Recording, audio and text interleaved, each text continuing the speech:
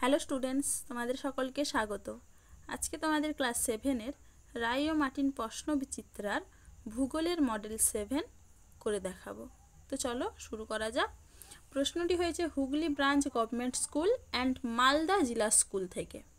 একে থেকে কি বলেছে, বিকল্পগুলি থেকে সঠিক উত্তরটি নির্বাচন করে লেখো। চলো এবারে প্রশ্ন কি আছে দেখে নিই। কর্কট সংক্রান্তি বলা হয় অপশান এ 21শে জুনকে।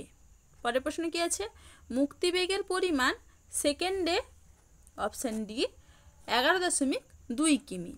পরের প্রশ্ন কি আছে, অধিবর্ষের বছরটি হলো অপশান এ 1996 খ্রিস্টাব্দ। পরের প্রশ্ন কি আছে, মূল মধ্যরেখা থেকে পূর্বে গেলে সময় অপশান সি এগিয়ে যায়। পরের প্রশ্ন কি আছে, পন্টিক ও টরাস পর্বতশ্রেণীর মাঝে রয়েছে অপশান বি আনাতোলিয়া মালভূমি। পরের প্রশ্ন কি আছে দেখো, বিশ্বের বৃহত্তম সামুদ্রিক তৈলখনি অপশান বি সাফানিয়া। এবারে চলো দুয়ের দাগে কি করতে বলেছে, উপযুক্ত শব্দ বসিয়ে শূন্যস্থান পূরণ করো। ড্যাশ দ্রাঘিমার স্থানীয় সময়কে সারা ভারতের প্রমাণ সময় বলে ধরা হয়। উত্তর হবে কি 82°30 পূর্ব। পরের প্রশ্ন কি আছে, বায়ুর চাপ মাপার যন্ত্র হলো ড্যাশ। উত্তর হবে কি ব্যারোমিটার। এবার চলো দুয়ের বি কি বলেছে, নিচের প্রশ্নগুলির এক কথায় উত্তর দাও। রবিমার্ক কথার অর্থ কি? এটা হবে কি সূর্যের পথ। রবিমার্ক কথার অর্থ হচ্ছে সূর্যের পথ। পরের প্রশ্ন কি আছে, জিপিএস এর পুরো কথাটি কি?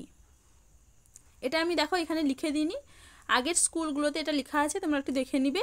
গ্লোবাল পজিশনিং সিস্টেম, বানানটা তোমরা একটু দেখে নিবে।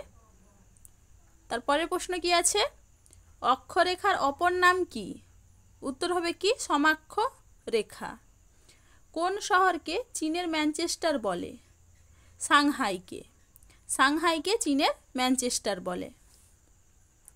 এবার দেখো তিনের দিকে কি করতে বলেছে, নিচের প্রশ্নগুলির সংক্ষিপ্ত উত্তর দাও। চন্দ্রমাস কি? এটা তোমাদের রায় মার্টিন সহায়িকায় 25 নম্বর পেজে 16 নম্বর প্রশ্নের উত্তর দেখবে, সেখানে তোমরা পেয়ে যাবে। পরের প্রশ্ন কি আছে, নিশীথ সূর্যের দেশ কাকে বলা হয়? এটাও তোমাদের রায় মার্টিন সহায়িকায় 16 নম্বর পেজে 13 নম্বর প্রশ্নের উত্তর দেখবে, সেখানে তোমরা পেয়ে যাবে। এবার দেখো পরের প্রশ্ন কি বলেছে, সমচাপ রেখা কাকে বলে? এটা তোমাদের রায় মার্টিন সহায়িকায় 74 নম্বর পেজে 5 নম্বর প্রশ্নের উত্তর দেখবে, সেখানে তোমরা পেয়ে যাবে। পরের প্রশ্ন কি আছে, এশিয়া মহাদেশের উষ্ণ মরু জলবায়ু অঞ্চলের দুটি বৈশিষ্ট্য লেখো। এটাও তোমাদের রায় মার্টিন সহায়িকায় 228 নম্বর পেজে 5 নম্বর প্রশ্নের উত্তর দেখবে, সেখানে তোমরা পেয়ে যাবে।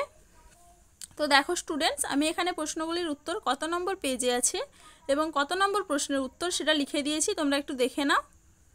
এগুলো সব তোমরা তোমাদের রায় মার্টিন সহায়িকায় পেয়ে যাবে। তো দেখো চলো আজকে এইটুকুই, দেখা হচ্ছে পরের ভিডিওতে।